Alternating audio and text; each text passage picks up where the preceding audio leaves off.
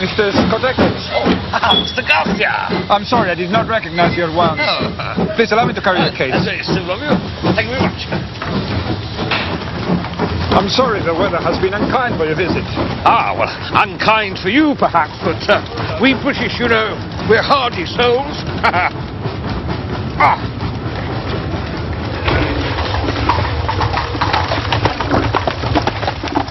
The county of Surrey is particularly interesting as far as facts are concerned.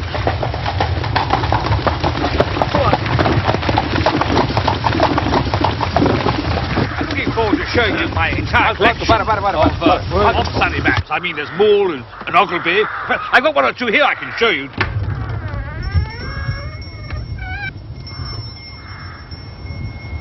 He used to draw. Okay. I've got one or two.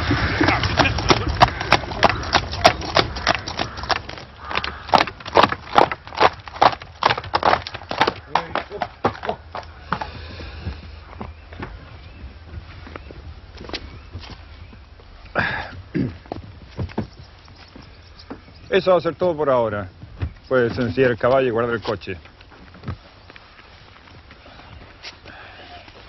Ah, this is your house, is it? Yes, please. You're welcome. It's very nice. Very nice. I suppose, Watson, we must look upon you as a man of letters. How do you define the word grotesque? Grotesque? Oh, strange? Remarkable? No. Surely, there's more to it than that. Some underlying suggestion of the tragic, the terrible. If you cast your mind back to those narratives with which you've inflicted a long, suffering public, you will see how often the word grotesque has deepened into the criminal. I suppose that affair of the red-headed men was grotesque enough at the outset. Huh? Oh, that most grotesque affair. The 5 orange pips. Yes, which led straight to a murderous conspiracy. Another word puts me on the alert. Oh, how did you do that? I've just had the most incredible and grotesque experience. May I consult you, Scott Eccles? Post office, Charing Cross. Ah. A man or a woman? Oh, man! No woman but sent a reply-paid telegram. She would have come.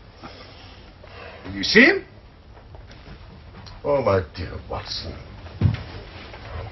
You know how bored I've been since we locked up Colonel Carruthers. Life is commonplace. The newspapers are sterile.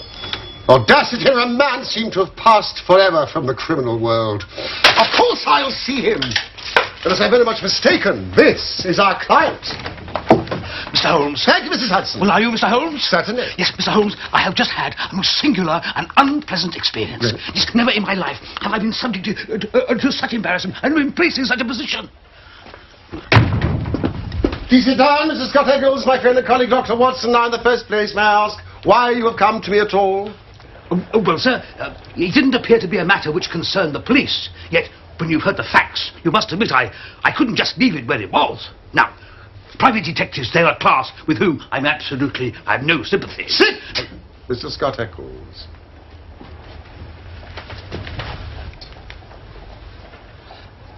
Well, nonetheless, having heard your name, Right, I sir. decided... Now, in the second place, why did you not come to me at once? What do you mean? Well, it is now 2:15. The telegram was dispatched about 1:00. No one could glance at your toilet and attire without seeing that your disturbance dates from the moment of your waking. What? You're right, Mr. Holmes. Yes, I never gave a thought to my toilet. I was only too glad to get out of such a house. Oh, no, thank you. No. You see, I've been running round making inquiries before I came here. See, I called at the house agents, you know. Oh, yes. And they said that Mr. Garcia's rent was paid up all right, and that everything was in order in Wisteria Lodge. No, no, come, sir. You know, you're like my friend Watson, who has the bad habit of telling his stories wrong end foremost. Now, please, arrange your thoughts and let me know in their due sequence exactly what those events are, which have sent you out, unbrushed and unkempt, with your dress boots and waistcoat buttoned awry, in search of advice and assistance. Well, I'm a bachelor, and being of a sociable turn, I cultivate a large number of friends. At the table of one of them recently, I met a young fellow named Garcia, a pleasant chap of Spanish descent, connected in some way with the embassy. We discovered a common interest in cartography, or so I thought. That's the study of old maps. The plan was to retrace Surrey as Thomas Moole engraved it some 50 years ago. Well, as soon as I arrived yesterday evening, I knew something was wrong. The atmosphere of the place. The house was tumbled down and depressing. Garcia had told me he had a wonderful cook, a half-breed he'd picked up on his travels. But the dinner, well, it was so ill-prepared and served with such bad grace that it was barely edible. I can assure you that there were many times in the course of the evening I wished I could have invented some excuse to leave. What did you say? Well, the ruse is fascinating. John Ogilvy. Across the heathland? Ah, no, it wasn't just the heathland, it was all over the county. I say, are you feeling all right? Yes, sorry. Luis, some more wine for our guest. Yeah. ¿Qué pasa? Cálmate. ¿Qué te pasa? Escucha. Mira, ¿qué te pasa? Cálmate. Sí. Está llamando la atención. Entonces, espera. Ahí viene algo, ya. Anda a la vuelta. Are we expecting company?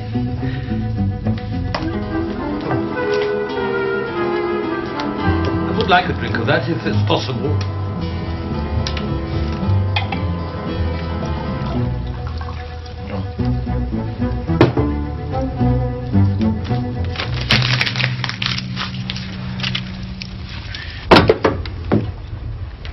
And he made no remark as to the contents of the note? None. But from that moment, he gave up all pretense of conversation. He just sat there, smoking these endless cigarettes. About 11, I was glad to get to bed. 2 hours later, he looked in at my door. Did you ring? Did I ring? Ah, please, don't wake up. It's nearly 1 o'clock. Please go back to sleep.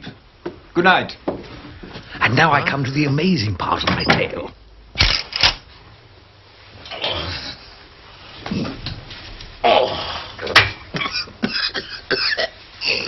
When I woke, it was broad daylight, nearly 9. I had particularly asked to be called at 8, so I was very much astonished at this forgetfulness. I say, is anybody here? I'd like some hot water. I rang for the servant. There was no response. Somebody?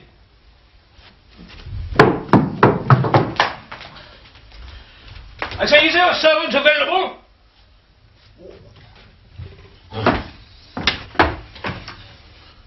Oh, this is damnable.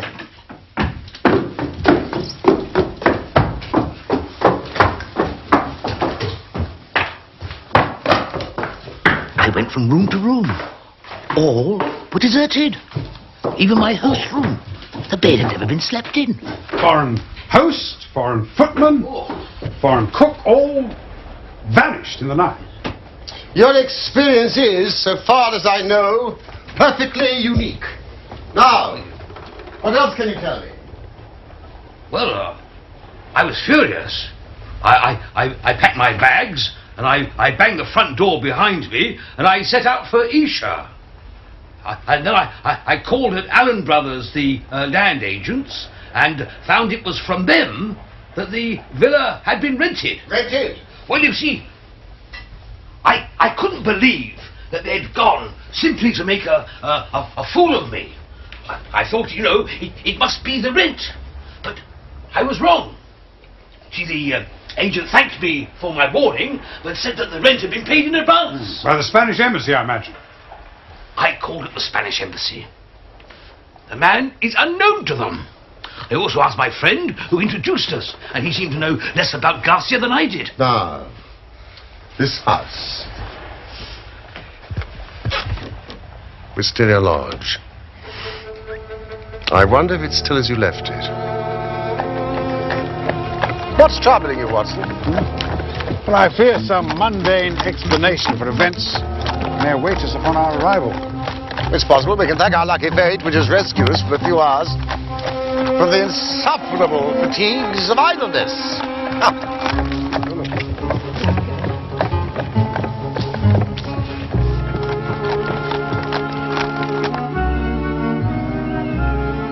This gentleman recommends the Bull in the village. That's if we're to stay overnight.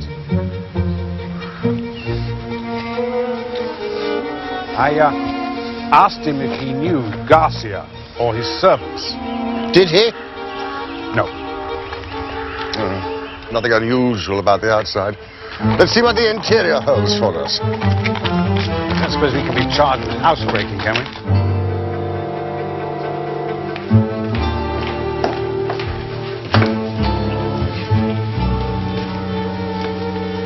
What on earth could leave such a mess? Yes, indeed.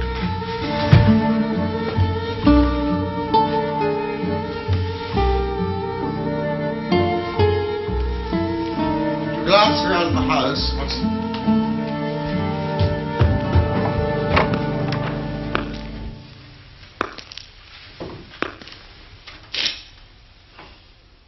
Mr. Holmes.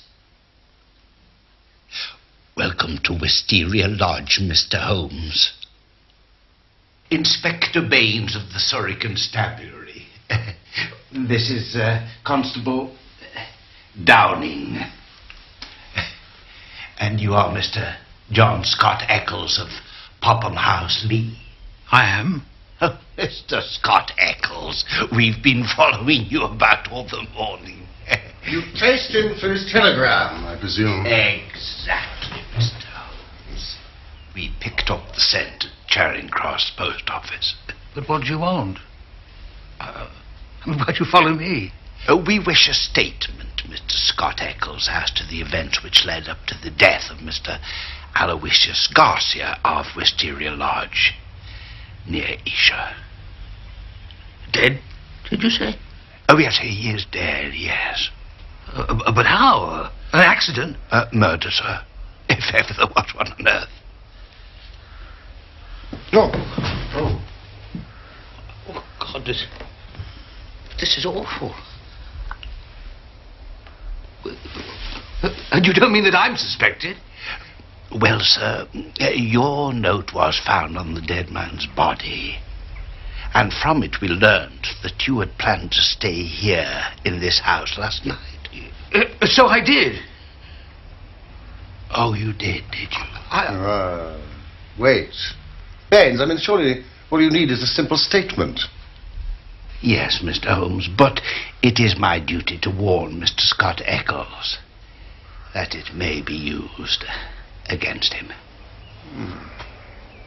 This is my friend and colleague, Dr. Watson, Inspector Baines. Yes, of course. Doctor, your attention.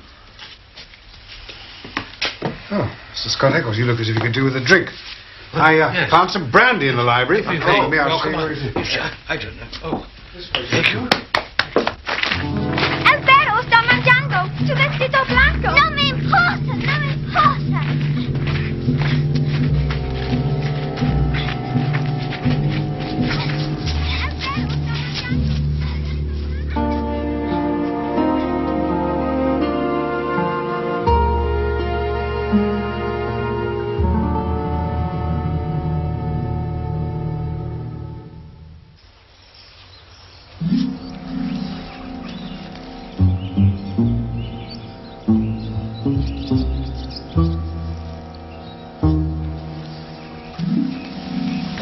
I can assure you, Inspector, that, every word I've said, it is the truth.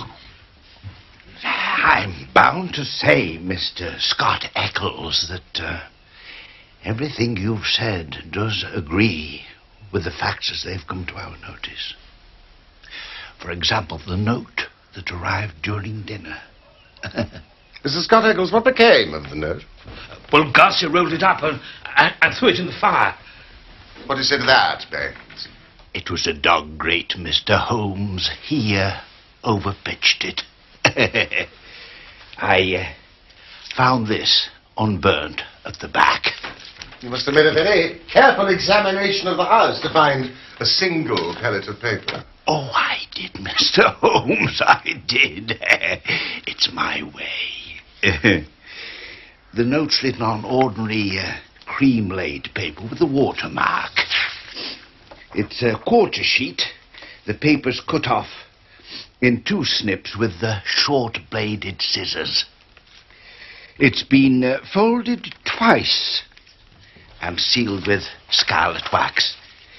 It's addressed to Mr. Garcia, Wisteria Lodge. And it says, our own colours, green and white. Green open, white shut. Main stairs, 1st corridor, 7th right. Green bays. Godspeed. D. It's in a woman's writing, done with a very sharp-pointed pen. But the address is either done with a different pen or by someone else, because it's thicker and bolder, as you may see, Mr. Holmes. It's a remarkable note. I really must congratulate you on your attention to detail. There are a few trifling points which might perhaps be added. The seal is a sleeve link. What else is of such a shape? The scissors were bent, nail scissors. Short as the 2 snips are, you can distinctly see the slight curve in each. Oh, I thought I'd squeezed it dry, Mr. Holmes. But I see there was some still left over after all.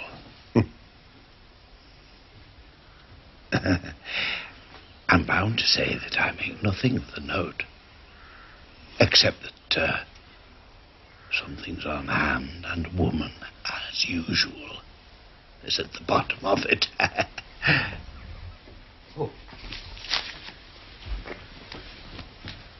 Well, I'm very glad you found the note, Inspector, because it corroborates my story.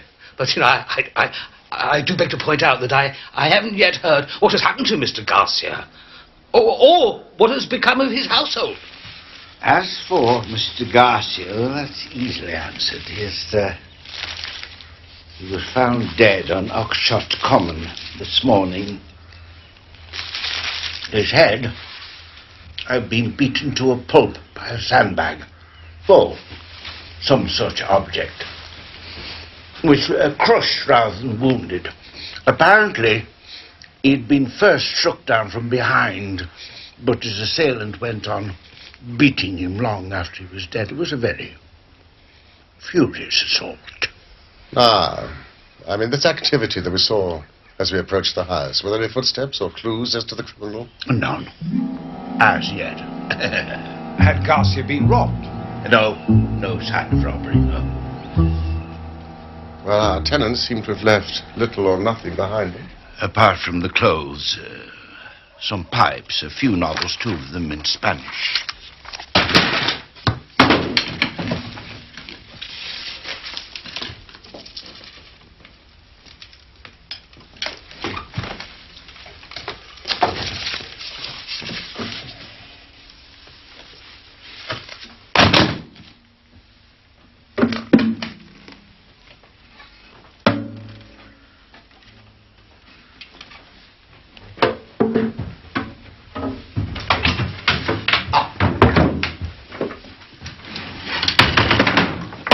One of them is missing.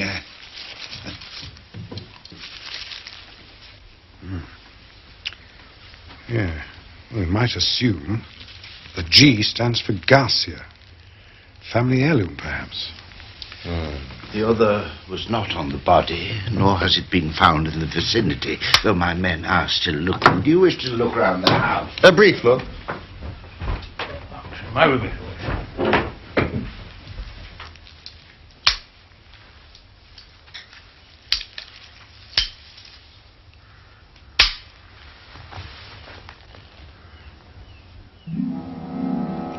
Holmes.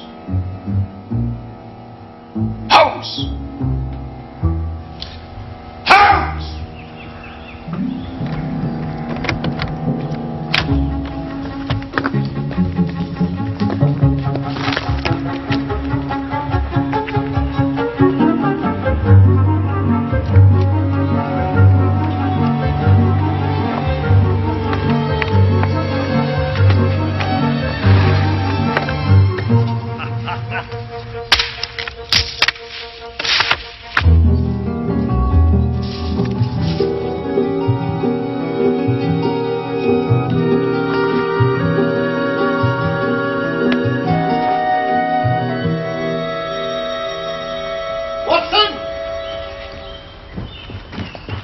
What have you seen? Could have been the devil for all I know. Staring eyes at the window.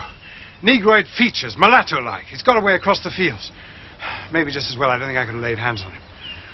Ah, but if he is all the same scale as his foot, then he is certainly a giant. Well, whoever he was, whatever he wanted, is gone for the present. And we have more important things to attend to.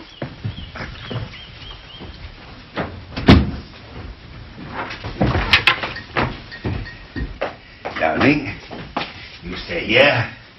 And you, sir, shall come to the station with me. Yes, sir. And let me have a written statement. Yes, certainly. I'll come at once. I don't mind not collaborating with you, Inspector. Highly honoured, Mr. Holmes. Highly honoured. Inspector, is there a clue as to the exact hour of the man's death? 1 o'clock. It rained about that time, and the death certainly occurred before the rain. No! That is perfectly impossible, Mr. Baines. No. His voice is very unmistakable. I could swear to it that it was he who addressed me in my room at that very hour. Well, he spoke to me in, that funny accent of his. He said, he's nearly 1 o'clock. Remarkable, but one must not confuse the unlikely with the impossible. What does he mean by that? Certainly some strange people occupied that house, Mr. Holmes. One of them is dead. Did some of his companions follow him and murder him? If so, we should have them. For every report is watched. But my views are different, Mr. Holmes. Yes, sir. My views are very different. You have a theory. And I'll work it myself, Mr. Holmes. Your name is already made. I've yet to make mine. And I should like to be able to say afterwards that I solved it without your help. Then do you follow your path and I will follow mine. Goodbye, Mr. Scott Eccles. Goodbye, Mr. Holmes. Scott Eccles. Now let us consider this note. Is there a woman involved? A jealous husband? Godspeed. Godspeed, Dean. Now that must be our guide. The man was a Spaniard. I suggest that the D stands for Dolores. It's a common female name in Spain. A Spaniard would write to a Spaniard in Spanish, Watson.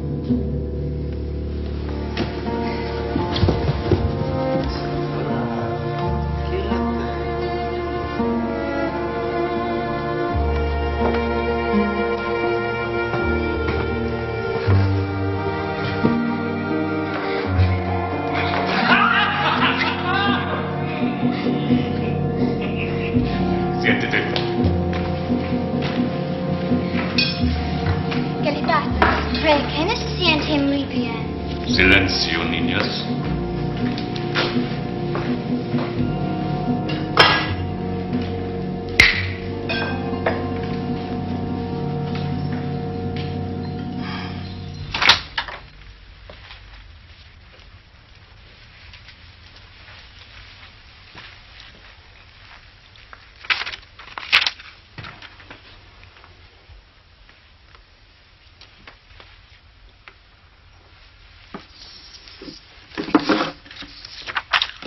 Henderson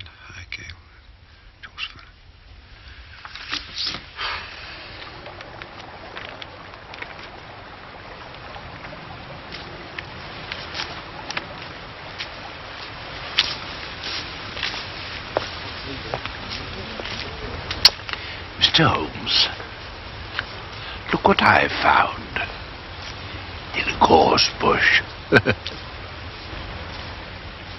Excellent.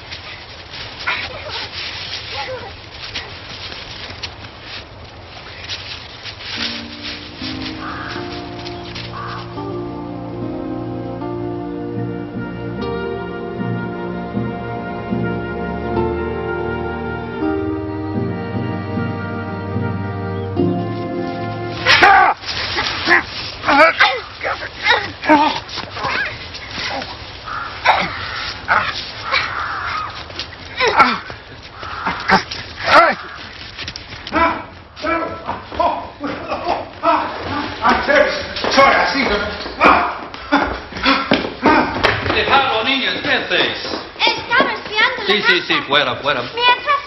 Váyanse a jugar. ¿Por qué lo dejaste entrar? ¿Qué pasa aquí, señor? You are trespassing. I'm terribly sorry. I seem to have lost my direction. Is it your custom to wander?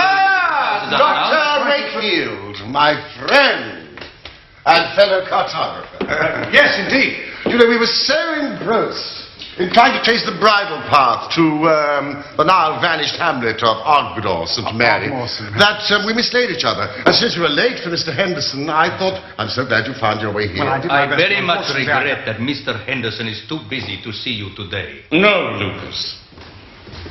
I will see you.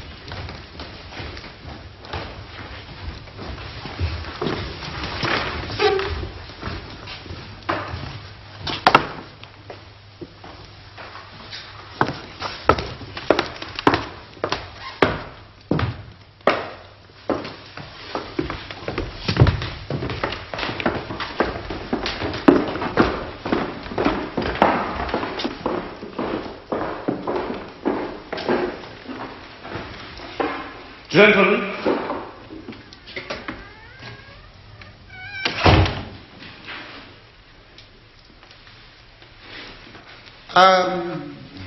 The purpose of our visit is to inquire into the history of High Gable, which we believe has an intriguing and bloodthirsty past. I mean, since the days of the English Civil War. I would have no knowledge of that. I'm only a recent invader. Ah. But there are local records in the library. There are no records of any past violence in this house.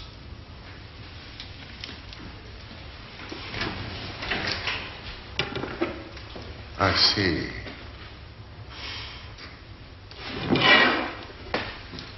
Then I will detain you no more. Good day.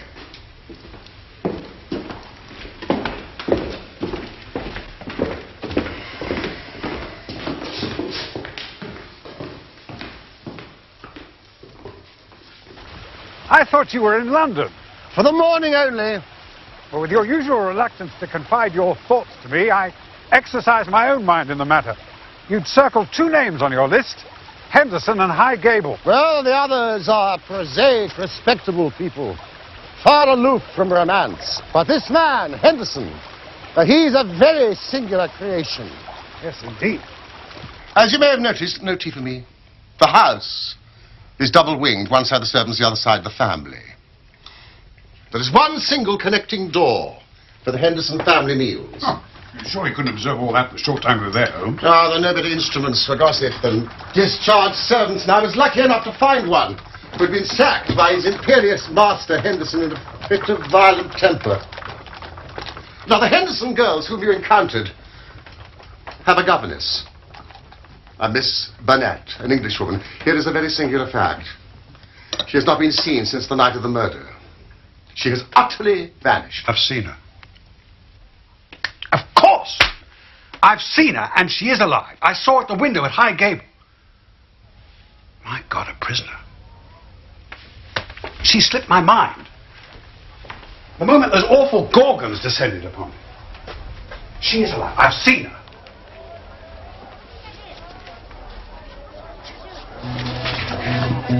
That's the man I saw and chased.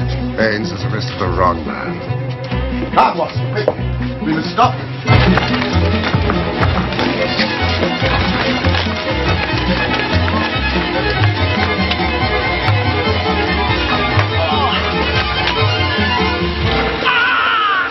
Is he the murderer? Did he kill the bandit on the common? Where did you capture him?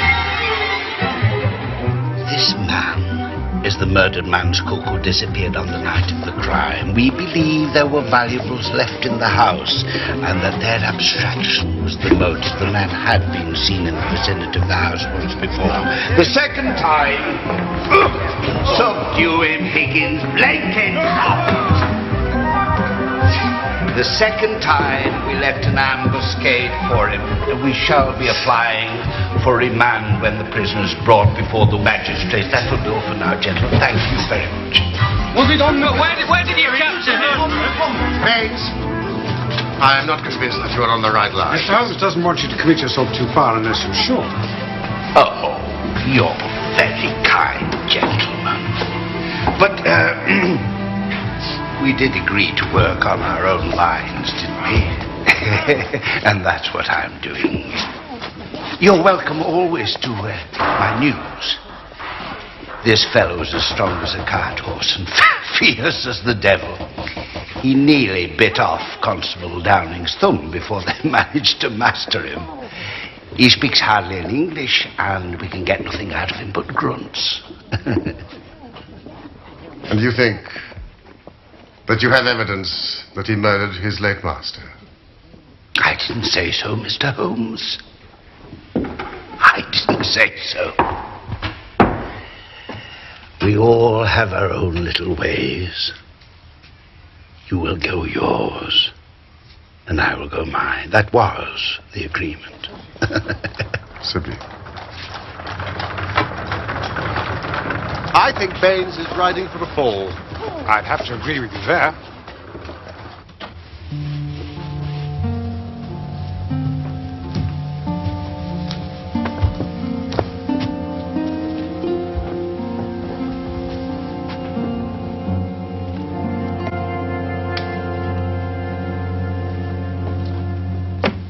You appreciate our difficulty, Watson. There's nothing upon which we can apply for a warrant. And with our worthy inspector making his arrest, our theory would seem fantastic if laid before the magistrate. And yet you think the lady is in danger of her life? Yes, I'm sure of it, Watson. Therefore, we must take the law into our own hands.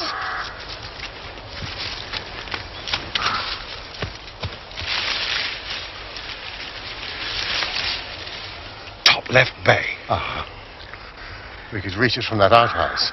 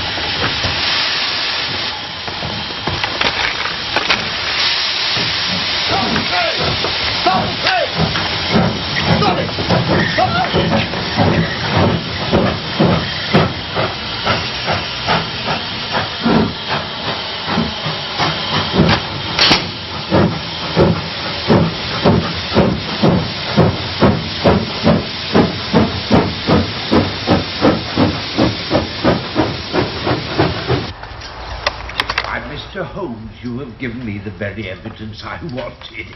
We were both on the same scent from the start. Well, you went after Henderson, too? Why, sir, well, you first, and then, Dr. Watson here came crawling through the undergrowth at High Gable. I was up a tree observing you both. It was just a question of who got the evidence first. Why did you arrest the mulatto? Well, I was sure that Henderson, as he calls himself, felt he was suspected, and he would make no move so long as he thought he was in danger, so I arrested the wrong man.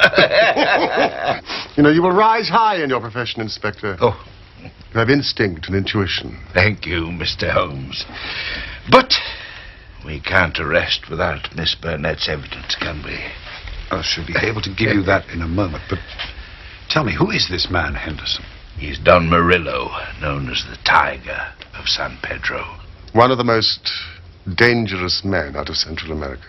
Oh, indeed. A most lewd and bloodthirsty tyrant. Who imposed his odious vices upon a cowering people for almost 12 years. Was it the San Pedro colours, green and white, that first put you onto it? That and my visit to London, to the Spanish Embassy and the Foreign Office. No, please, this is your case, Inspector. Oh. 5 years ago, there was a rising against the tyrant. But it was an empty palace they stormed. Don Murillo, his secretary, 2 children, and all the wealth had escaped by ship. And from that moment, they disappeared from the face of the earth. His identity has been a subject of constant comment in the European press. We discovered him a year ago. Miss Burnett. How came you into this matter, Miss Burnett?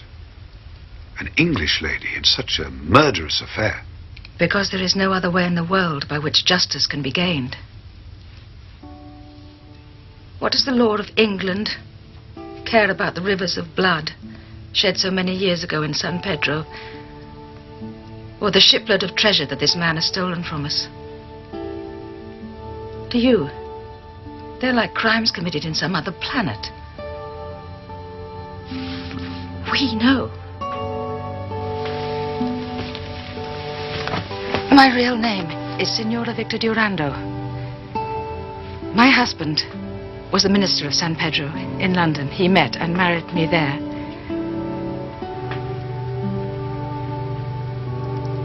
A nobler man never lived upon the earth. Unhappily, Murillo heard of his excellence and recalled him on some pretext and shot him by a stroke of premonition. My husband had refused to take me with him. Then came the downfall of the monster. He escaped, as you have described, but the many whose lives he had ruined, whose loved ones had suffered torture and death at his hands, would not let the matter rest. We banded ourselves into a society which would never be dissolved until the work was done. It was my part to attach myself to his household and keep the others in touch with his movements.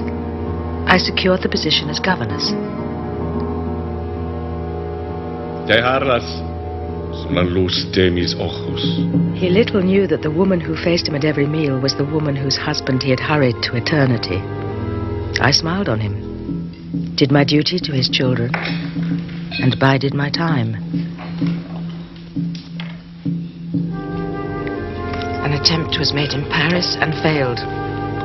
We zigzagged, here and there, swiftly over Europe to throw off our pursuers, and finally returned to High Gable. Garcia had been waiting there for nearly a year with 2 trusty companions, all fired with the same reasons of revenge. Who was Garcia? The son of Fernando Garcia, one of the former highest dignitaries of San Pedro, who was murdered like your husband. This note you sent, you say it was intercepted? During the day, Murillo took every precaution and never went out save with his satellite, Lucas. Even at night, the man was forever on the alert and continually changed his room.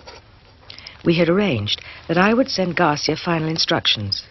The doors would be open, and the signal of a green or white light in a window which faced the drive was to give notice if all was safe, or if the attempt had better be postponed.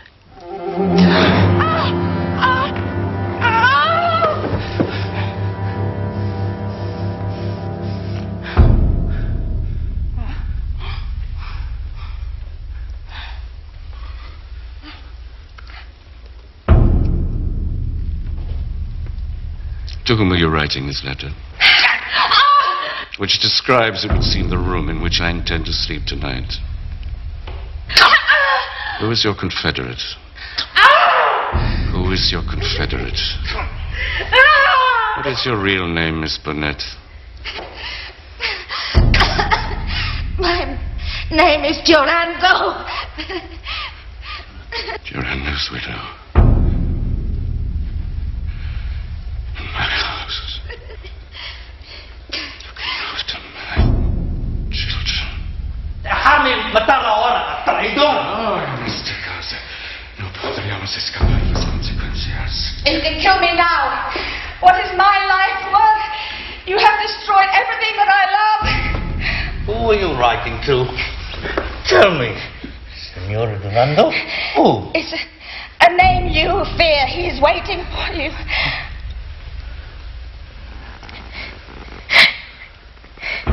Garcia. Garcia. Garcia. ¿Dónde? ¿Dónde? Wisteria Lodge. He's waiting to dispatch you to hell. You fiends. I knew the boy well. His father was once my dearest friend. You murdered him. He betrayed me. And so did your husband.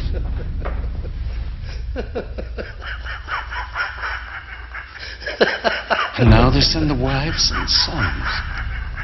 Will you never learn? I am indestructible.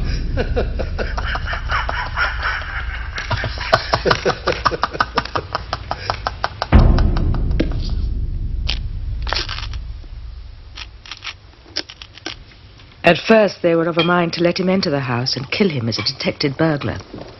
But they feared the inquiry might publicly expose them.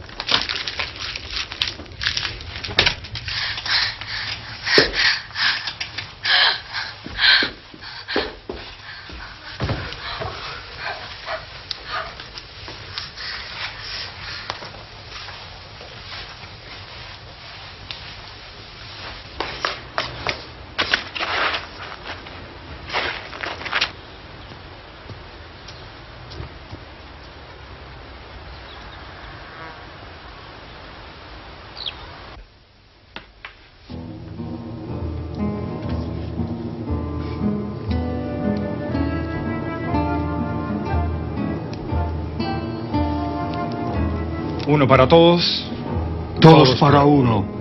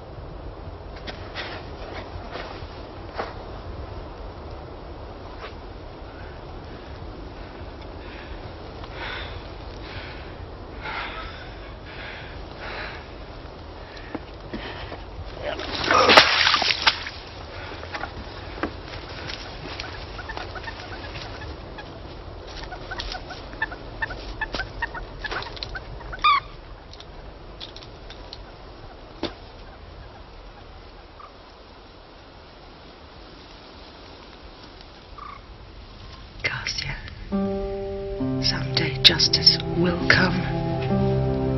That is as certain as the rise of tomorrow's sun.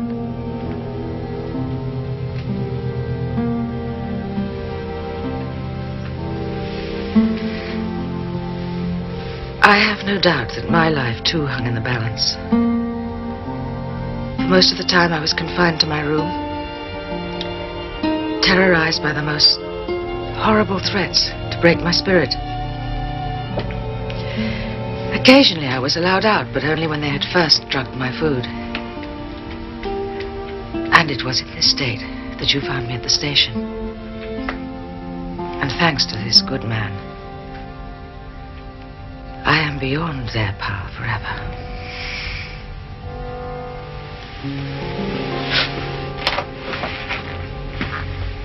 Well, Inspector, our police work is done, but our legal work begins. Exactly, Mr. Holmes, yes. Garcia's death in the hands of a plausible lawyer could look like an act of self-defense. Well, I think better the law than that.